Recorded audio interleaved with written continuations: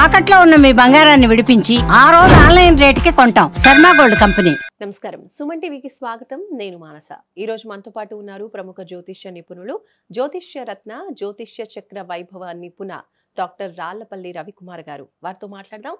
August మాసానికి సంబంధించిన ద్వాదశ రాశుల యొక్క రాశి ఫలాల గురించి తెలుసుకుందాం.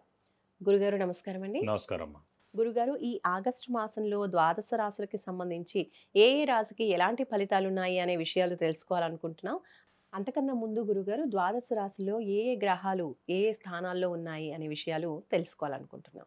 శరదిందు సమాకారే పరబ్రహ్మ స్వరూపిణి వాసరాపీఠ నిలయే సరస్వతి నమస్తుతే. సుమన్ టీవీ ప్రేక్షకులకి నమస్కారం. ఈ మాసం అంటే ఆగస్టు నెలలో ద్వాదశ రాశుల్లో నవగ్రహాలు ఎక్కడున్నాయో తెలుసుకుందాం. ఎందుకంటే సాధారణంగా మనం రాశి ఫలాలు చెప్పుకునేటప్పుడు ఎందుకు అసలు నవగ్రహాలు ద్వాదశ రాశుల్లో ఉన్నాయి, వాటి ఫలితాలు ఏంటని ఎందుకు చెప్పుకోవాలంటే, సూర్యుడు అంటే ప్రతి నెల ఒక రాశి నుంచి ఇంకో రాశిలోకి మారుతాడు. బుధుడు శుక్రుడు 20 రోజులకు మారుతాడు. చంద్రుడు ప్రతిరోజు ఒక్కొక్క నక్షత్రం మారుతాడు. అలాగే కుజుడు 45 రోజులకు మారుతాడు.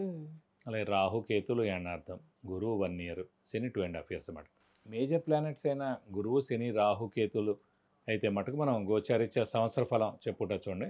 మన ఉగాది రోజు ఆ రోజు చెప్పుడే సంవత్సరం మొత్తం ఫలితం తెలుస్తుంది.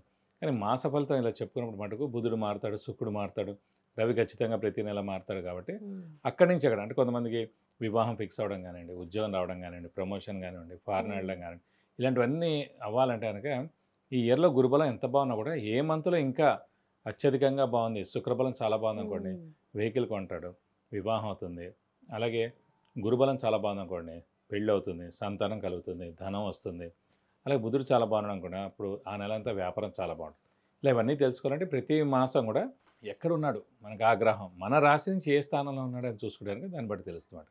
ఇప్పుడు మనకి సూర్యుడు వచ్చేసి ఆగస్టు 15 to సెప్టెంబర్ 15 మనకి స్వస్థానమైన సింహరాశిలో ఉంటాడు. నెక్స్ట్ వచ్చేసి బుధుడు మనకి కర్కాటక రాశిలో ఉన్నారు. అలాగే శని మనకి మీన రాశిలో ఉన్నాడు. రాహు మనకి కుంభరాశిలో ఉన్నాడు.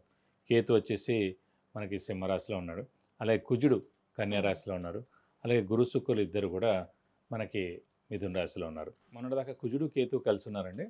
సో ఈ 2 monthsలోనే అందుకే చూడండి చాలా ఈ ఏరోప్లేన్ క్రాష్ అవ్వడం, ఈ ఫైర్ యాక్సిడెంట్స్ విపరీతంగా అవడం, ఆ ఫ్యాక్టరీస్ అన్నీ కాలిపోవడం, షార్ట్ సర్క్యూట్ అవ్వడం, ఇవన్నీ కూడా జరిగాయి అనమాట. దేవుడి వల్ల మనకి ఇప్పటి నుంచి ఒక 8 months దాకా, అంటే ఇక్కడ నుంచి మనం ఒక 8 months వేసుకున్నా అంటే కనుక మనకి ఫిబ్రవరి, మార్చి దాకా మళ్ళీ ఇలాంటి ఇబ్బందులు ఏమి ఉండవండి. మేజర్ యాక్సిడెంట్స్, ఈ ఎర్త్క్వేక్స్, ఈ ఇలాంటివన్నీ కూడా తీసుకున్న యుద్ధాలు కానీ ఇలాంటి ఏదైనా తీసుకోండి, ఇలాంటివన్నీ కూడా ఒక 8 months అయితే ప్రశాంతంగా ఉండొచ్చని చెప్పుకోవచ్చు అన్నమాట.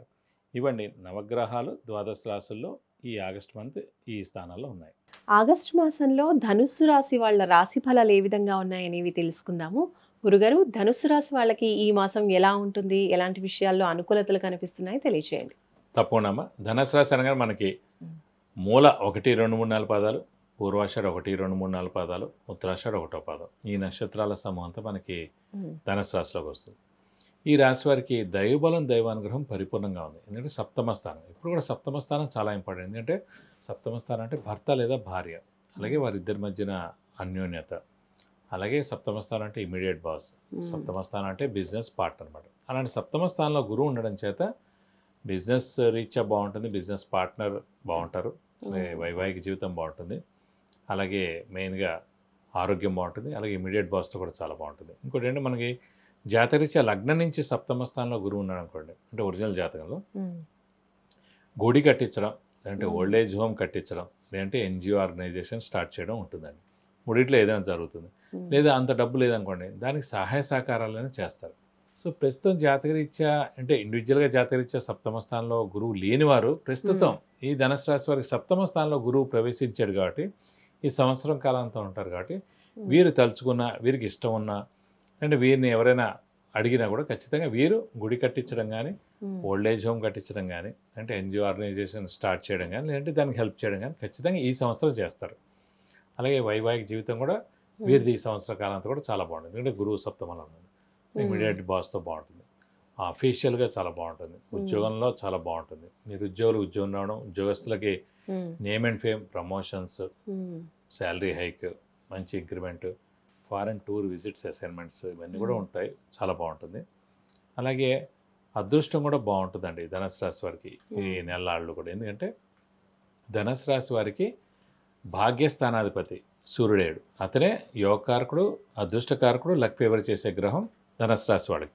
సో ఎప్పుడైతే స్వస్థానంలో ఉన్నాడో మనకి అదృష్టకారకుడు, ఈ నెలలు కూడా విపరీతమైన అదృష్టం పరిపూర్ణంగా ఉంటుంది. అంటే దైవబలం ఉంది, దైవానుగ్రహం ఉంది, అదృష్టం ఉంది.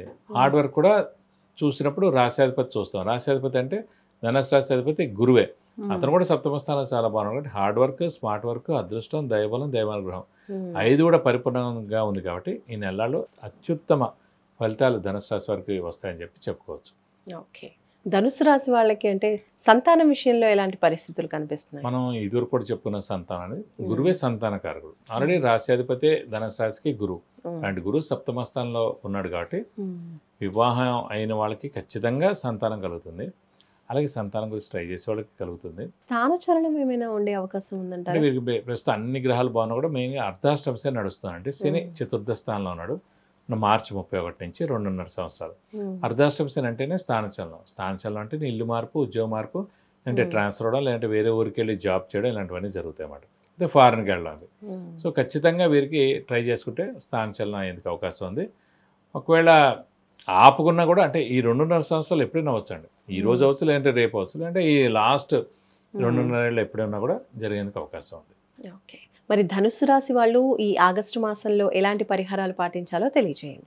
శని మెయిన్గా బాలేడు కాబట్టి అర్ధాష్టమ శని నడుస్తున్నాడు. ప్రతి శనివారం ఉపవాసం ఉండడం, వీలైతే ఒక శనివారం రోజు రక్తదానం చేయడం, అలాగే వీలైతే కనుక వెంకటేశ్వర స్వామిని, ఆంజనేయ స్వామిని ఎక్కువగా ఆరాధించడం, వాళ్ళిద్దరు అష్టోత్తరాలు రోజు చదువుకోవడం, బుధవారం శనివారం రోజునేమో వెంకటేశ్వర స్వామి గుడికి వెళ్ళి 40 ప్రదక్షిణాలు చేయడం, మంగళవారం శనివారం ఏమో ఆంజనేయ స్వామి టెంపుల్కి వెళ్ళి 40 ప్రదక్షిణాలు చేయడం, అక్కడ ఆంజనేయ స్వామికి అయితే కనుక వడమాల సమర్పించడం, సింధూరు పూజ చేయించడం, అంటే తమలపాకులు పూజ చేస్తే కనుక దోషం మొత్తం తొలగిపోయి మీకు అన్ని విధాలా మంచి చేకూరుతుంది.